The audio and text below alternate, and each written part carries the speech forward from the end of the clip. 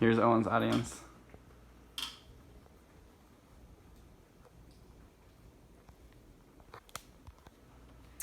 I would like to discuss a very serious topic that affects all of us, texting while driving. Although very dangerous, let's face it, most people today text and drive. It is often convenient and many people ignore the risk, but the fact is at least 9 people die every day while texting and driving, causing nearly 6,000 deaths per year in the US alone. But many of us see our friends or parents do it regularly. This is a problem that needs a solution fast. Although driving while texting is dangerous and against the law, here's the common arguments for it. Most people today text and drive simply because it's so convenient. Other people do it to avoid lengthy phone conversations or to make use of longer commutes by communicating with coworkers or family. Communication can be made easier if you can text on the go, and in cases of emergencies, like driving to the hospital, it might seem like the necessary thing to do. Even when someone texts you, it might seem rude to ignore them, so many people try and answer their phone. You might feel safe when you're stopped at a red light or stuck in traffic, and some say they're a good enough driver to pay attention, or think it will only take a second. And besides, most other people do it, so it doesn't seem so bad, right? Problem is, people will always make excuses to text and drive because it's so convenient. However, these excuses don't hold up when compared to the downside of the issue. Although it might seem convenient to text and drive, here are some facts that can prove otherwise. Cell phone use caused 1.6 million car crashes last year, and 330,000 people are injured or killed each year by texting drivers. 1 out of every 4 accidents in the US is caused by texting and driving, and accidents caused by texting are 6 times more likely than accidents caused by driving while intoxicated.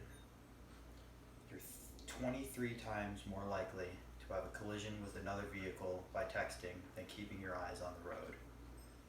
A single cell phone or texting violation could cost you between $50 and $200, and drivers with learning permits could get your license suspended for 120 days. You could also be charged with murder for an accident you inadvertently caused while carelessly answering a text. Texting is the most alarming distraction. Sending or reading texts can take your eyes off the road for 5 seconds. To put this into perspective, at 55 miles an hour, that's driving the length of a football field with your eyes closed.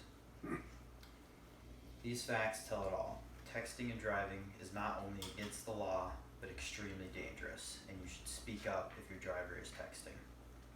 Here are some alternatives to texting and driving.